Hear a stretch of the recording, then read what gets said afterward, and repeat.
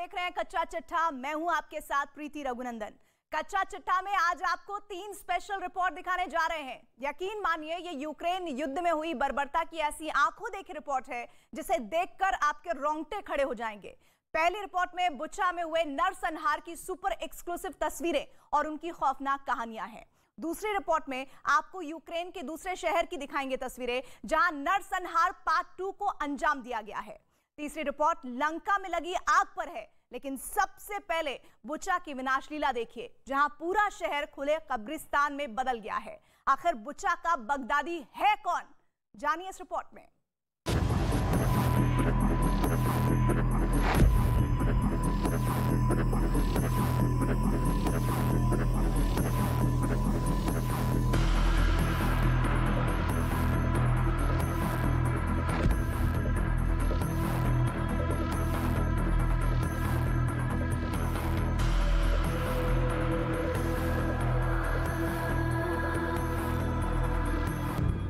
डरावना,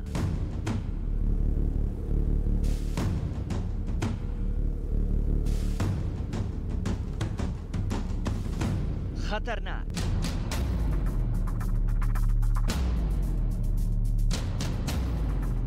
खौफनाक,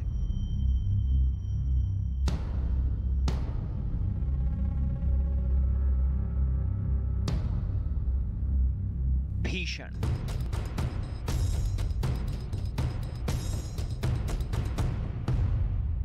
भयावह,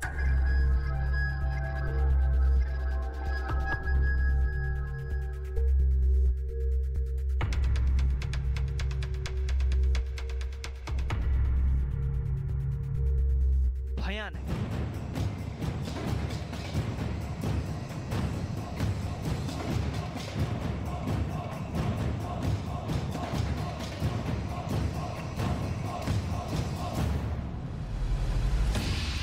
यूक्रेन के बुचा शहर में जो हुआ है उसके बयान में सारे पर्यायवाची शब्द कम पड़ जाएंगे।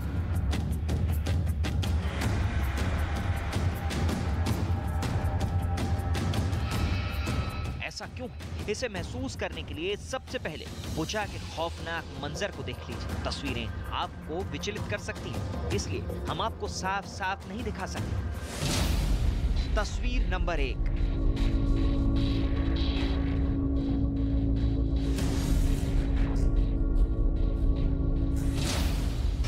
तस्वीर नंबर 2।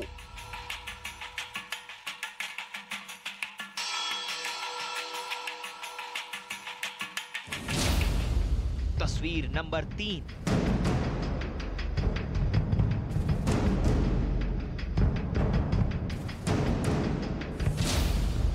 तस्वीर नंबर 4।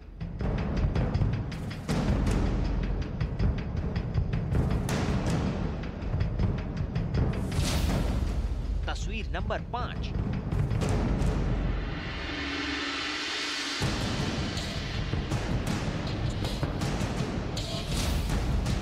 तस्वीर नंबर 6।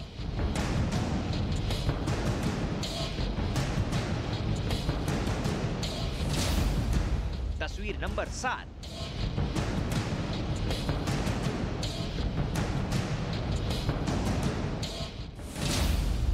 तस्वीर नंबर 8।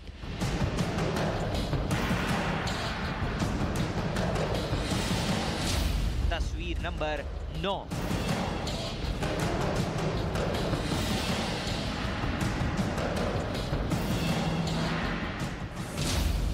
और तस्वीर नंबर 10।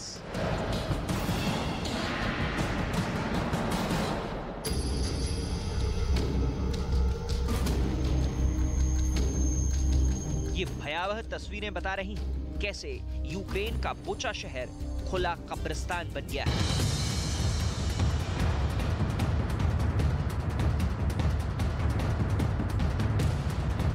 बुचा से बर्बरता की जैसी तस्वीरें आ रही हैं, उसने बगदादी की मर्डर ब्रिगेड की याद दिला दी है। यूक्रेन के विदेश मंत्री दिमित्रो कुलेबा ने रूस को आईएसआईएस से भी बदतर करार दिया है।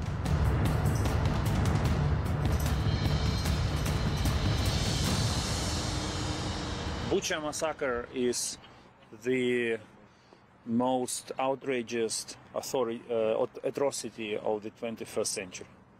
And by saying we all refer to Bucha, but we should not forget about other towns and villages in the Kiev region, which also became the crime scene for Russian army. Without an exaggeration, by what we've seen in Bucha and vicinity, we can conclude that Russia is worse than ISIS in the scale and the ruthlessness of the crimes committed. We will be collecting all the evidence. We will be working with all international institutions relevant to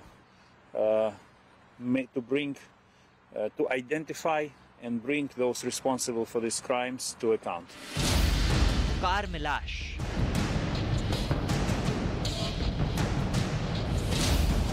सड़क पर शव,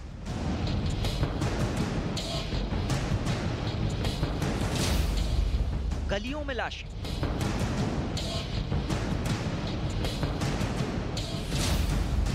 घरों में लाश,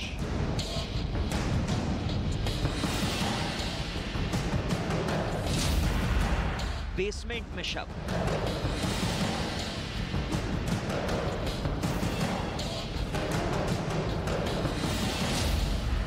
बाजार में कत्ल,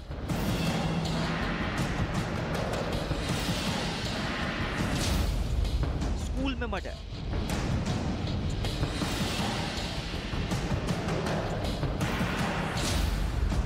satellite तस्वीरों से मिली सामूहिक कब्रें,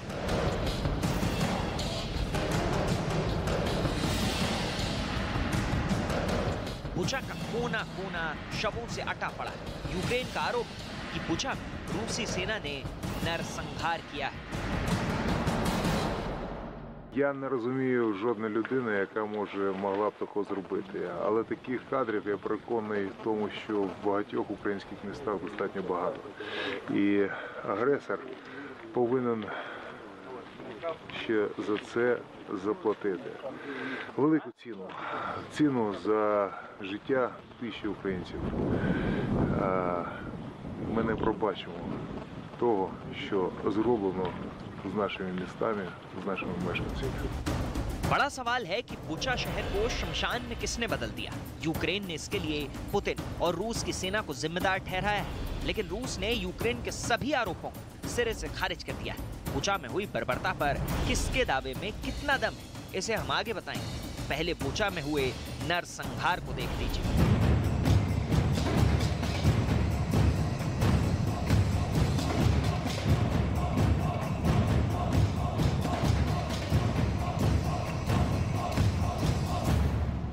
यूक्रेन का कहना है कि रूस की सेना के पीछे हटने के बाद जब इस इलाके में यूक्रेन की सेना दोबारा घुसी तो उसे सड़कों पर हर तरफ लाशें ही लाशें दिखाई।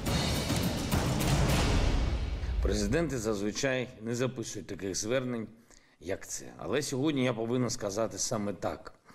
Сказати після того, що відкрилося в Бучі та інших наших містах, звідки вигнали окупантів.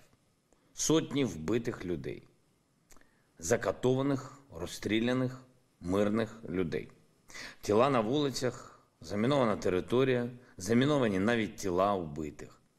Повсюди наслідки мародерства. На нашій землі побувало концентроване зло, вбивці, кати, гвалтівники, мародери, які називають себе армією і які заслуговують тільки на смерть після того, що вони зробили. बूचा से जो तस्वीरें आई हैं वो बर्बरता की इंतहा है। यूक्रेन की सेना कह रही है कि जिन लोगों को मारा गया उनके हाथ पीछे से बंधे थे, यानी उनके सिर और पैर में गोली मारने से पहले उनको टॉर्चर किया गया, उनको यातनाएं दी गई। बूचा जैसा शहर कब्रिस्तान बन गया है। 410 लाशें गलियों में बिखरी हुई हैं। यानी बूचा में जो नरसंहार हुआ है वो किसी के भी रोंगटे खड़े कर देने वाला है। बुचा में सड़कों पर लोगों की लाशें बिखरी पड़ी, किसी के सिर पर गोली लगी तो किसी के हाथ बंधे हुए मिले। यूक्रेन का दावा है कि हाथ पांव बांधकर लोगों की हत्या की गई। तस्वीरें बयां कर रही हैं कैसे बुचा में क्रूरता की सारी हदें पार कर दी गई। यूक्रेन के राष्ट्रपति वोलोदिमीर ज़ेलेंस्की ने बुचा का दौरा किया है। И ежедневно, понимаете, там находятся люди в бочках, в погребах и так далее, задушенные. и просто замученные. Поэтому считаю, что им нужно, если есть чем думать, то думать быстро. सवाल है, बुचा में हुए इस भीषण नरसंहार के पीछे कौन है? क्या ये रेड आर्मी की काली करतूत है? अगर ये सच है तो रूस की सेना पर लगा ये वो बदनुमा दाग है जिसे पुतिन की सेना कभी मिटा नहीं पाएगी, क्योंकि चश्मदीदों की सुनकर किसी का भी कलेजा कांप जाएगा। चश्मदीदों का कहना है कि रूस की सेना ने बुचा में बेकसूर लोगों की कनपट्टी पर बंदूक सटाकर ट्रिगर दबा दिया। क्रूरता की कहानी यहीं खत्म नहीं होती। बुचा के रहने वालों का कहना है कि रूस की सेना ने यहाँ लोगों को लाइन में खड़ा कर सबको गोली मार दी। रूसी सैनिकों ने चुन चुन कर बुचा में लोगों को मारा है। बुचा के इस बेसमेंट को देखिए, पूरे बेसमेंट में लाशों का अंबार लगा है। यूक्रेन का दावा है कि इस बेसमेंट को रूस की सेना ने 2 हिस्सों में बांट दिया था।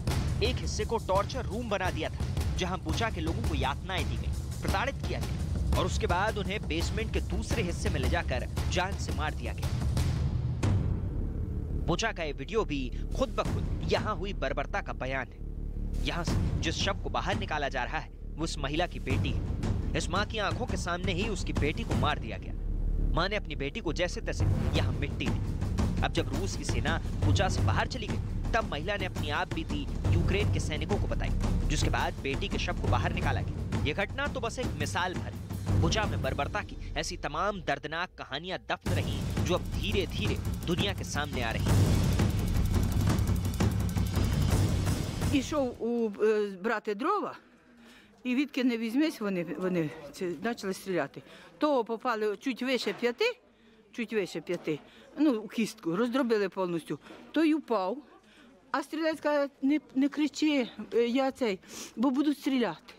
Вони розвернулися, вони йому, хлопці, перерубали повністю ліву сторону ноги, вона була на калоші. Оця сторона вся прострелена і чуть-чуть нижче візка, ну, типа контроль. यूक्रेन का दावा है कि बुचा में कई महिलाओं के बिना कपड़ों के शव मिले, जिससे उनके साथ हैवानियत की आशंका भी जताई जा रही है। यूक्रेन के युद्ध क्षेत्र में मौजूद न्यूज 18 इंडिया संवाददाता अरुण सिंह ने 2014 से 2019 तक यूक्रेन के राष्ट्रपति रहे पेट्रो पोरोशेंको से एक्सक्लूसिव बातचीत की है। बुचा में हुए नरसंहार पर यूक्रेन के पूर्व राष्ट्रपति का क्या कहना है, इसे सुन लीजिए। Mr. President, former President, what is the situation, ground situation here, and how do you feel the America is behaving? You asked them to help, military aid, everything, but how do you think that what they are doing, that is enough, European Union, US and the world? You're here, and from here to Bucha is just a couple kilometers. And my battalion staying here, not very far from here, and see with our own eyes the Russian tanks, Russian soldiers. And with this situation, we were the first who entered Bucha. बुचा में 400 से ज्यादा लोगों के शव अब तक मिल चुके हैं। शवों के मिलने का सिलसिला बढ़ता चला जा रहा है। इन लाशों को दफन करने के लिए 45 फुट में फैली एक कब्र खोदी गई है। मैक्सार टेक्नोलॉजी ने इसकी सैटेलाइट तस्वीर जारी की है।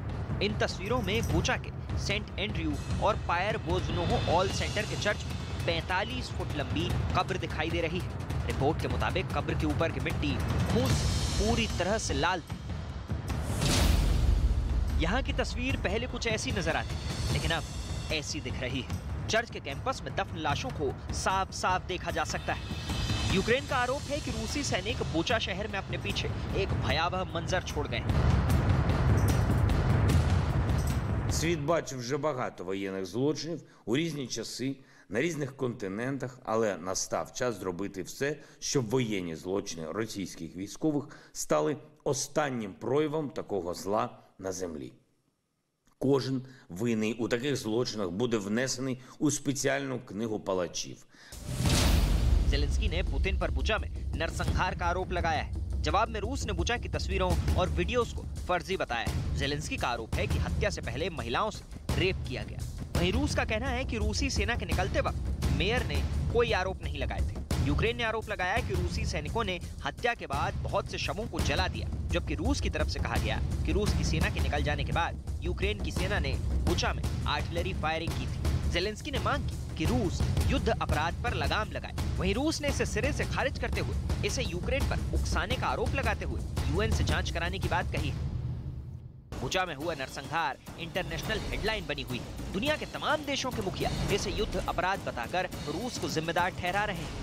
Wir sehen Dutzende erschossene Zivilisten in Buchta, ein Gebiet nördlich von Kiew, das bis vor wenigen Tagen vom russischen Militär kontrolliert worden ist. Straßen übersät mit Leichen, notdürftig verscharrte Körper. Es ist von Frauen, Kindern und Alten die Rede, die unter den Opfern sind. Die Ermordung von Zivilisten ist ein Kriegsverbrechen. Remember, I got criticized for calling Putin a war criminal. Well, the truth of the matter, you saw what happened in Bucha. This warrants him, he is a war criminal. But we have to gather the information. We have to continue to provide Ukraine with the weapons they need to continue the fight. And we have to gather all the detail so this can be have a war crime trial. Begin with a comment on the reports of war crimes and crimes against humanity committed by Russia. The reports of Ukrainian civilians who had been killed, raped and severely wounded by Russian troops is beyond reprehensible. Russia must answer to the world for what they've done. It goes without saying that these atrocities are against international law. New Zealand, alongside other Rome Statute states parties, has already referred the situation to the International Criminal Court, and we continue to support prosecutors in their investigations into all international crimes committed in Ukraine. अब सवाल यह है कि Bucha में हुए बर्बर नरसंहार के पीछे कौन है? यूक्रेन की सेना ने तो सीधे सीधे रूस पर इस नरसंहार को अंजाम देने का आरोप लगा दिया, जबकि रूस इस आरोप को सिरे से खारिज कर रहा है। दुनिया भर की खुफिया एजेंसियां इस नरसंहार को लेकर अलग अलग थ्योरी पेश कर रही हैं। एक थ्योरी ये भी है कि बूचा में रूस की सेना को कड़ी टक्कर मिली, उसे बड़ा प्रतिरोध झेलना पड़ा, जिसकी वजह से इस नरसंहार को उसने अंजाम दिया। आज भी बूचा में रूस के बड़े बड़े टैंक तबाह हुए साफ देखे जा सकते हैं।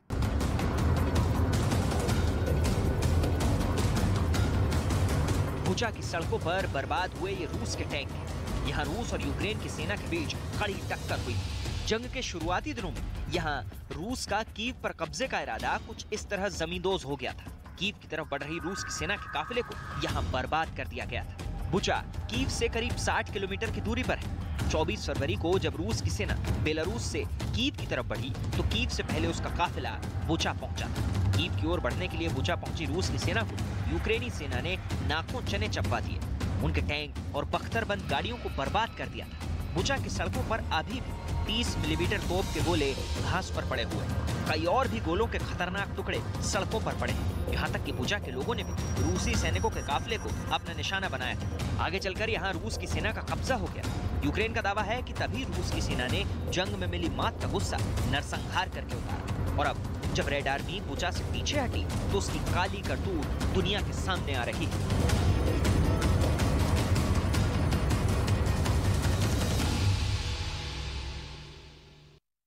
यूक्रेन रूस पर गंभीर आरोप लगा रहा है और रूस इनकार कर रहा है, लेकिन यूक्रेन के बाकी शहरों से भी बहुत डराने वाली रिपोर्ट आ रही है। अगले 24 घंटों में मारिउपोल में रूस एक बड़ा ऑपरेशन शुरू कर सकता है। मारिउपोल में 1 लाख से ज्यादा लोग युद्ध के बीच फंसे हुए हैं। अब से कुछ देर पहले रूस ने मारिउपोल से एक नया वीडियो जारी किया है, जबकि ज़ेलेंस्की ने एक नई अपील की है। इस रिपोर्ट को देखेंगे तो पता चलेगा कि मारिउपोल क्यों इस वक्त यूक्रेन का सबसे बड़ा खुला कब्रिस्तान कहा जा रहा है।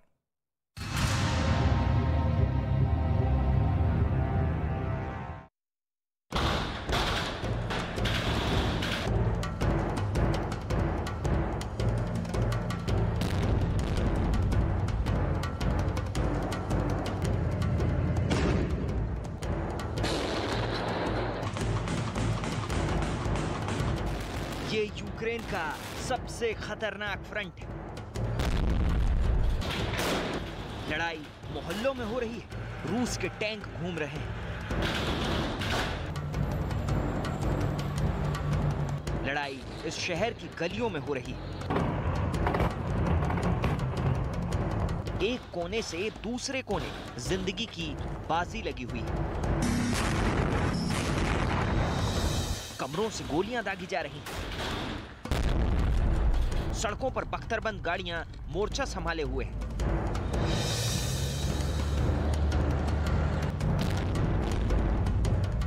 एंटी टैंक मिसाइलों का खतरा भी है।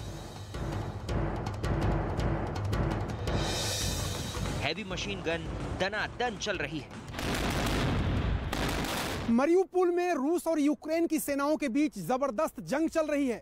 रूस की सेना हमला करते हुए लगातार आगे बढ़ रही है, लेकिन यूक्रेन की सेना ने भी मोर्चा नहीं छोड़ा है। इमारतों में स्नाइपर छुपे। अब तक सैकड़ों जान सिर्फ स्नाइपर अटैक में जा चुकी है।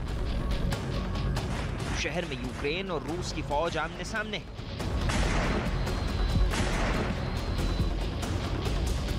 गोलियों की बौछार है और इसमें जिंदगी बचाने के लिए एक बड़ी आबादी लगातार कोशिश कर रही है। ये है यूक्रेन का मारियुपोल, जहां 1 लाख लोगों की जिंदगी दांव पर लगी हुई है। मरियुपोल का संकट कीव और बूचा जैसे शहरों से कई गुना ज्यादा है। इस वक्त भी मरियुपोल में 1 लाख से ज्यादा लोग फंसे हुए हैं। जबरदस्त जंग चल रही है, भीषण लड़ाई चल रही है, रॉकेट से हमले हो रहे हैं, बम गिराए जा रहे हैं। रूसी सैनिक इस शहर को नेस्तनाबूद कर देना चाहते हैं, लेकिन इस बीच 1 लाख जिंदगियां वहां अब भी फंसी हुई हैं बम, गोले और बारूद के बीच। मारियुपोल से जो सबसे नई तस्वीरें सामने आई हैं, उससे साफ जाहिर है कि यूक्रेन का ये शहर इस वक्त एक खंडहर में तब्दील हो चुका है।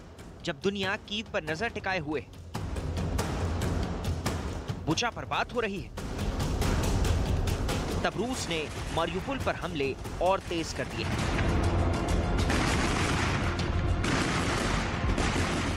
मारियुपोल इस वक्त पूरी तरह घिरा हुआ है और अंदर रूस और यूक्रेन की फोर्स एक दूसरे के खिलाफ गलियों और मोहल्लों में लड़ रही हैं। मारियुपोल के खिलाफ पुतिन ने सबसे बड़ी चढ़ाई शुरू कर दी है। अगले 24 घंटे में मारियुपोल का डिफेंस पूरी तरह ढह सकता है।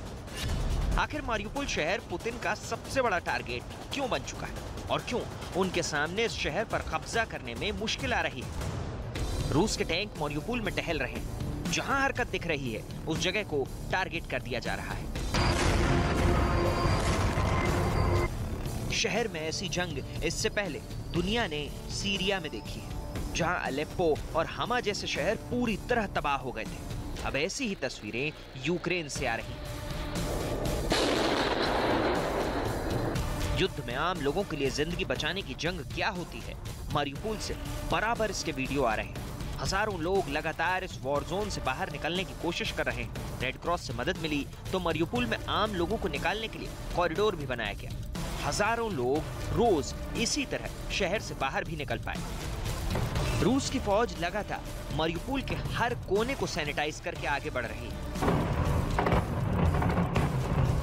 इसमें वक्त जरूर लग रहा है, एक एक इमारत पर हमला हो रहा है,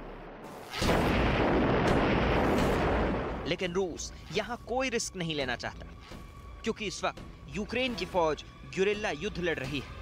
यही वजह है कि मारियुपोल में 80% से ज्यादा इमारतें रूस की बमबारी में या तो पूरी तरह तबाह हो गई या अब रहने लायक नहीं रही। ऐसे में अंदाजा लगाइए कि ये शहर और यहाँ रहने वाले लोगों का क्या हुआ। 4.5 लाख की आबादी वाले मारियुपोल से 3 लाख से ज्यादा लोग शहर छोड़कर जा चुके हैं। अब बचे हैं करीब 1 लाख लोग और इनकी जान इस वक्त मिसाइलों, धमाकों और गोलियों से घिरी हुई है। What's more opposite to music? The silence of ruined cities and killed people. Our children draw swooping rockets, not shooting stars. Over 400 children have been injured and 153 children died, and we'll never see them drawing. Our parents are happy to wake up in the morning in bomb shelters, but alive. भयंकर लड़ाई के बीच Mariupol में खाने पीने का गंभीर संकट है। लोगों के पास पीने के लिए पानी तक नहीं है। 1 लाख से ज्यादा लोग अब भी इन हालातों का सामना करते हुए मारियुपोल में फंसे हुए हैं। सबसे डराने वाली बात तो यह है कि पिछले कुछ दिनों में हजारों बॉडी बैग मारियुपोल में सप्लाई किए गए हैं। मतलब अगर ये लड़ाई और ज्यादा लंबी खिंची तो हालात और खराब होंगे और मारियुपोल में मरने वालों की संख्या और बढ़ सकती है। और आगे बढ़ने से पहले यूक्रेन में अभी कहां किसका कब्जा है और इसे यूक्रेन के मैप पर बहुत गौर से देखने की जरूरत है। आइए इस नक्शे को हम आपको दिखाते हैं और ये देखिए इस वक्त आपके सामने ये यूक्रेन का नक्शा सामने है और देखिए रूस के जो कब्जे वाले इलाके हैं उसे लाल रंग से आप बेहतर तरीके से देख सकते हैं। सबसे पहले आपको हम ये बता दें कि इस नक्शे पर जो लाल रंग वाला इलाका है वो रूस की फौज का कब्जा वाला इलाका है, जिसमें आप खैरसोन देख रहे हैं, जापोरिजिया का भी कुछ हिस्सा जो कब्जा करने की फिराक में लगातार कोशिशें रूस कर रहा है। वहीं दूसरी तरफ इधर देखिए आप मारिउपोल, जहां पर भीषण बमबारी की तस्वीरें और जानकारियां लगातार सामने आ रही हैं। वहीं लुहांस्क का तो पहले ही एक जो हिस्सा है वो कब्जे में किया जा चुका है। इसके अलावा खार्किव में बहुत ज्यादा बमबारी हो रही है, वहां पर भी इस इलाके को कब्जे में करने की कोशिश है। वहीं एक और बात जो इस पूरे मैप में मैं आपको दिखाना चाहती हूं वो ये कि कब्जे के लिए जहां लड़ाई चल रही है उसे हल्के गुलाबी रंग से दिखाया गया। देखिए ये वो हिस्सा है जो मारिउपोल के पास है, वहीं जापोरिजिया का भी कुछ हिस्सा इसमें आता है। इसके अलावा सुमे, वहां पर भी उसका कुछ हिस्सा है जहां पर कब्जा करने की फिराक में रूस इस वक्त डटा हुआ है।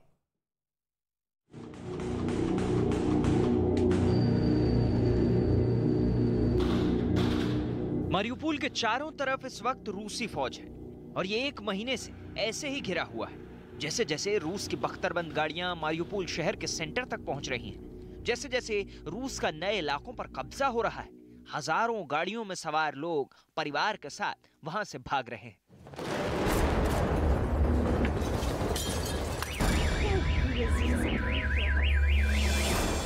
मारिउपोल से अब 9 मार्च को हुए एक हमले का वीडियो आया है जिसमें एक अस्पताल पर बमबारी के बाद के हालात देखे जा सकते हैं। ये हमला एक मैटरनिटी अस्पताल पर हुआ था जहां कई सारे नवजात बच्चे मौजूद थे। दावा यह किया जा रहा है कि रूस के एक युद्धक विमान ने इस अस्पताल पर 2 बड़े बम गिराए। मारिउपोल में अस्पताल के पास जहां बम गिरा था वहां बना गड्ढा देखिए। अंदाजा लगाइए कि कैसे आसपास की इमारतें पूरी तरह हिल गई होंगी। इसके बाद वहां फैली अफरा तफरी देखिए। मरीजों को बाहर निकालते हुए बच्चों को बचाने वाली ये तस्वीरें किसी को भी झकझोर सकती हैं। बुचा से पहले इस बमबारी को लेकर रूस की काफी आलोचना हुई। तब रूस की तरफ से ऐसे बयान आए थे कि गलत तथ्यों को पेश किया जा रहा है, लेकिन अब इन तस्वीरों को देखकर समझा जा सकता है कि यहाँ हालात कितने खतरनाक थे।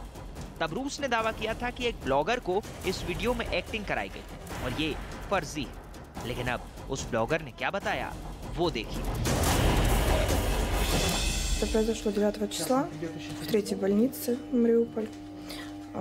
Мы лежали в палатах, у нас повылетали стекла, окна, рамы и все несущие стены. Мы не знаем, как это произошло. То есть мы сидели у себя в палатах, кто успел накрыться, кто не успел. Вроде бы как бы все целы, но кто-то пострадал. Я своими глазами этого не видела.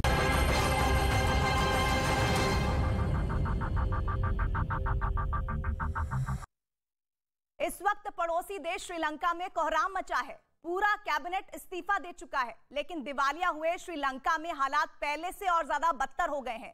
महंगाई ऐसे 7वें आसमान पर पहुंची है कि लोगों को एक कप चाय के लिए 100 रुपए तक चुकाने पड़ रहे हैं। इस वक्त संवाददाता जसप्रीत कौर ग्राउंड जीरो पर मौजूद है। उनकी रिपोर्ट देखिए कि श्रीलंका के ताजा हालात कैसे हैं और श्रीलंका के भविष्य की तस्वीर आपको समझने में इस रिपोर्ट के जरिए मदद मिलेगी।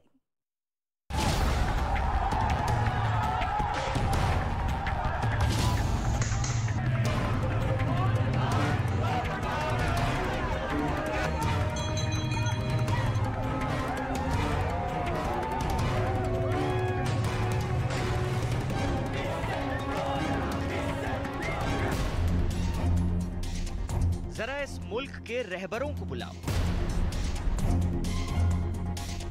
ये कूचे, ये गलियां, ये मंजर दिखाओ। तो किस तरीके से विरोध प्रदर्शन श्रीलंका में इस वक्त हो रहा है, ये आप देखिए। जिन्हें नाज है मुल्क पर, उनको लाओ। हम भिखारियों जैसे यहाँ रोज रोज क्यू करके अपनी जरूरत की चीजें मांग रहे हैं। ये हमें हमारी डिग्निटी पूरी खत्म कर दिया इस गवर्नमेंट ने। हमको सिर्फ ये सबको रिजिग्नेशन चाहिए और नया फ्यूचर चाहिए। बच्चा लोग के लिए मिल्क पाउडर नहीं है, इलेक्ट्रिसिटी नहीं है, गैस नहीं है। Don't have petrol, we don't have diesel, we don't have gas, and all the mothers in this country are in tears. जिन्हें नाज है मुल्क पर, वो कहाँ है? कहां हैं, कहां हैं?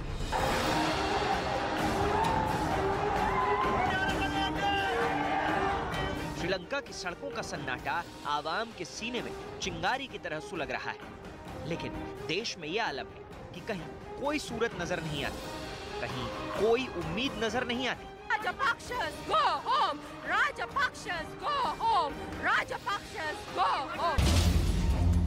भुखमरी, महंगाई, बेरोजगारी, शिक्षा,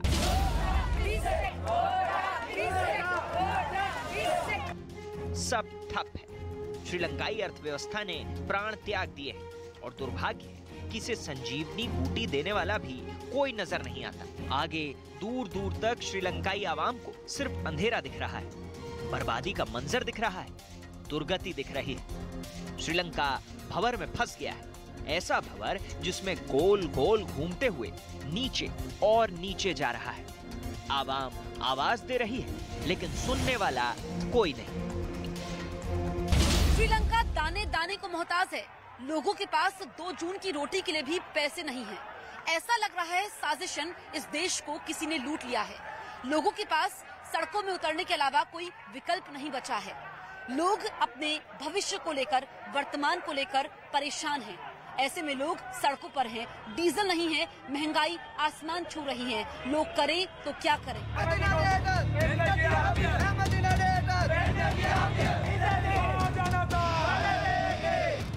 कोलंबो का ये शोर सिर्फ श्रीलंका के दूसरे शहरों में नहीं गूंज रहा, बल्कि आवाजें विदेशों में भी गूंज रही हैं। इटली, अमेरिका, कनाडा, मतलब जहां जहां श्रीलंका के लोग हैं, सड़कों पर मुल्क को बचाने के लिए उतर आए हैं।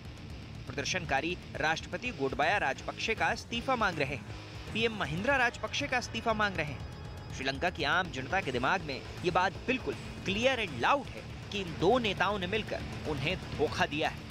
ये दोनों इस संकट के लिए जिम्मेदार हैं। अब तक श्रीलंका में सभी कैबिनेट मंत्रियों ने पीएम महिंद्रा राजपक्षे को अपना इस्तीफा सौंप दिया है। ऐसी खबर है कि अब श्रीलंका में सर्वदलीय सरकार बनाई जा सकती है। इस्तीफों की लिस्ट में पीएम के बेटे नमल राजपक्षे भी शामिल हैं, लेकिन अब तक पीएम महिंद्रा राजपक्षे ने इस्तीफा नहीं दिया है। पेट में रोटी नहीं है, गाड़ी में पेट्रोल नहीं है, सब कुछ ठप है, रोजगार नहीं है, सरकार नहीं है। श्रीलंका की जनता आक्रोश में है और सवाल पूछ रही है कि उनकी मदद करिए। सब कुछ उनका तहस नहस हो गया है, सब कुछ बिखर गया है। ऐसे में सरकार उनको आश्वासन तक नहीं देती है। एक रिपोर्ट के मुताबिक प्रधानमंत्री महिंद्रा राजपक्षे के परिवार के कुल 9 लोगों ने देश छोड़ दिया है और अज्ञात स्थान पर चले गए हैं। पीएम के बेटे और मंत्री नमल राजपक्षे की पत्नी लमिनी राजपक्षे विदेश चली गई हैं। महिंद्रा राजपक्षे के समधी यानी कि लमिनी राजपक्षे के पिता भी श्रीलंका छोड़कर दूसरे देश चले गए। सरकार पर लगातार सवाल उठ रहे हैं। एक तरफ पूरा देश आर्थिक तंगी से गुजर रहा है, वहीं दूसरी तरफ राष्ट्रपति गोटबाया अपने परिवार को बचाने में लगे हुए। राजपक्षे परिवार सालों से श्रीलंका का सत्ताधारी परिवार रहा है। जब आवाम को एक मजबूत सरकार की जरूरत थी, उस वक्त सरकार मुंह चुरा रही है, यानी संकट के समाधान की जगह खुद को बचाने में लगी है। इधर पूरा श्रीलंका जल रहा है, चारों ओर हाहाकार है।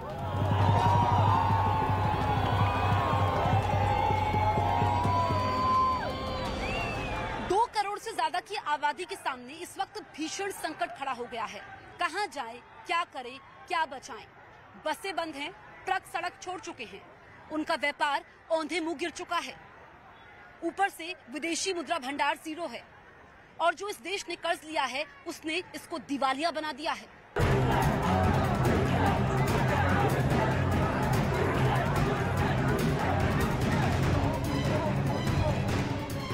कैसे हो गया श्रीलंका इतना कमजोर? क्यों अचानक सूखे पड़ गए श्रीलंका की आमदनी के सारे स्रोत? सरकार क्यों नहीं समझ पाई मुल्क की अर्थव्यवस्था की हकीकत? किसने श्रीलंका को इतना मजबूर कर दिया? बर्बादी की इन वजहों को समझना कोई रॉकेट साइंस नहीं है, बल्कि बहुत आसान है। जानकारों की राय में श्रीलंका संकट की 3 बड़ी वजहें हैं। मतलब श्रीलंका के 3 दुश्मनों ने देश को गर्त में डुबो दिया। श्रीलंका का दुश्मन नंबर 1 है चीन। चीन ने श्रीलंका को कर्ज के जाल में उलझाया, फंसाया और फिर छोड़ दिया श्रीलंका की आवाम को घुट घुट कर जीने के लिए। अब जब श्रीलंका चीन से कर्ज चुकाने में मदद की अपील कर रहा है तो चीन आंखें लाल कर रहा है। समझने की कोशिश कीजिए कैसे चीन ने श्रीलंका को कर्ज के चक्रव्यूह में पीस दिया। श्रीलंकाई आर्थिक संकट के पीछे एक बड़ी वजह चीन का पिछले 2 दशकों में वहां किया गया निवेश है। चीन ने श्रीलंका को खूब कर्ज बांटा। 2021 और 22 में कोलंबो को चीन की देनदारी $2 बिलियन थी। आय का बड़ा स्रोत हम्बनटोटा पोर्ट पहले ही चीन को 99 साल के लिए लीज पर दिया जा चुका है। चीन ने मुसीबत के वक्त श्रीलंका से मुंह फेर लिया है। कर्ज की शर्तों में चीन कोई रियायत देने को तैयार नहीं। चीन ही नहीं, श्रीलंका ने विदेशी संस्थानों से भी भारी कर्ज लिया है। कुल मिलाकर कहें तो श्रीलंका पर फरवरी 2022 तक $12.55 बिलियन का कर्ज था, जिनमें से करीब 4 बिलियन उसे इसी साल चुकता करना है। लेकिन श्रीलंका की हालत आपके सामने है। जब खाने की रोटी कम पड़ रही हो तो कर्ज कैसे चुकेगा? कई एक्सपर्ट्स की राय में श्रीलंका का दुश्मन नंबर 2 है कोरोना। जीडीपी में पर्यटन की हिस्सेदारी 10% से ज्यादा है और पर्यटन से विदेशी मुद्रा भंडार में भी इजाफा होता है। लेकिन कोरोना महामारी की वजह से ये सेक्टर बुरी तरह से प्रभावित हुआ और विदेशी मुद्रा भंडार ने श्रीलंका का साथ छोड़ दिया। श्रीलंका का दुश्मन नंबर 3 है रूस यूक्रेन युद्ध का साइड इफेक्ट। श्रीलंकाई रुपये की ऐसी तैसी हो गई। अमेरिकी डॉलर के मुकाबले श्रीलंकाई रुपया रसातल में पहुंच गया है। रूस श्रीलंका की चाय का सबसे बड़ा आयातक है। रूस और यूक्रेन से बड़ी तादाद में श्रीलंका में पर्यटक भी आते हैं। रूस की मुद्रा रूबल की गिरती कीमत, जंग और रूस यूक्रेन की ओर से चाय की घटती खरीद की वजह से भी श्रीलंकाई अर्थव्यवस्था को नुकसान हुआ है।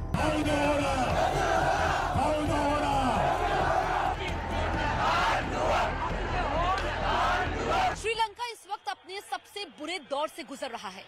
जिन लोगों के कंधे पर इस देश को संभालने की जिम्मेदारी थी, उन्होंने इसे कहीं का नहीं छोड़ा। चीन पर निर्भरता ने इस देश को अंदर तक नोच लिया है। सालों तक चीन की मदद ने इस देश को कहीं का नहीं छोड़ा। जनता त्राहिमाम है, भविष्य अंधेरे में है और कहीं से कोई उम्मीद की किरण नजर नहीं आती है। वर्तमान सरकार की नाकामियों और चीन की चालाकी का खमियाजा श्रीलंका की जनता भुगत रही है। एक कप चाय के लिए 100 श्रीलंकाई रुपया खर्च करना पड़ रहा है। तो वहीं सिलेंडर 4000 श्रीलंकाई रुपये के ऊपर पहुंच चुका है। चावल 500 रुपए किलो बिक रहा है। दाल की कीमत भी 500 रुपए, दूध 250 रुपए किलो, पेट्रोल 254 रुपए लीटर। बिजली संकट का हाल ये है कि 15 से 16 घंटे बिजली नहीं रहती और बिजली कंपनियों ने सप्लाई बंद कर दी। श्रीलंका क्यों कंगाल हुआ? हर एक्सपर्ट की अपनी थ्योरी है। हम ग्राउंड जीरो पर पिछले कई दिनों से हैं। मैं लोगों को अपनी आंखों के सामने तड़पते देख रही हूँ। यहाँ पर हर श्रीलंकाई अपने अस्तित्व के लिए लड़ाई लड़ रहा है। श्रीलंका यूं बर्बाद हो जाएगा ये किसी ने सोचा नहीं था।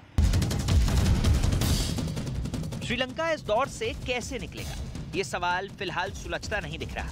नई सरकार बने या पुरानी सरकार ही कोई नया कार्यक्रम पेश करे जिसमें कर्ज के जाल से निकलने की गुंजाइश हो। और सबसे बड़ी बात ये कि श्रीलंकाई जनता को सरकार पर भरोसा हो, जो फिलहाल देश के किसी कोने में नहीं दिख रहा है।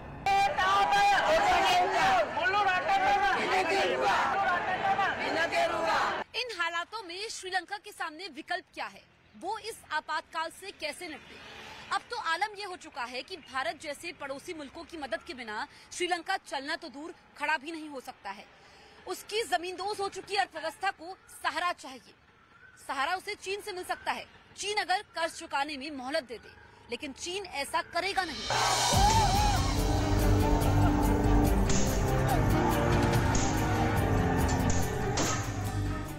ऐसे में भारत ने अपनी तरफ से मदद का हाथ बढ़ा दिया है। श्रीलंका की मदद के लिए भारत ने ऑयल टैंकर भेजे। अब भारत श्रीलंका को 40,000 टन चावल की खेप भेजने की तैयारी कर रहा है। जरूरी दवाइयां भी लोगों तक पहुंचाने में भारत भूमिका निभाने की कोशिश कर रहा है। अच्छे पड़ोसी के नाते भारत श्रीलंका के लिए हर संभव मदद करेगा। लेकिन श्रीलंका को बुरे दिनों से गुजरकर यदि अच्छे दिन देखने हैं तो इसकी जिम्मेदारी श्रीलंका की सरकार और आवाम की है।